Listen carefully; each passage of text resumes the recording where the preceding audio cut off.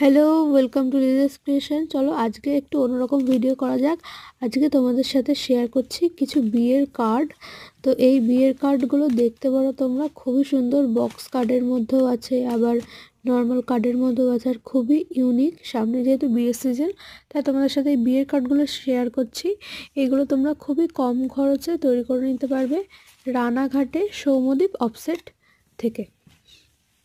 তোমরা দেখতে থাকো বিয়ের কার্ডগুলো, আশা করি খুবই পছন্দ হবে, আর প্রত্যেকটা খুবই রিজনেবল প্রাইসে।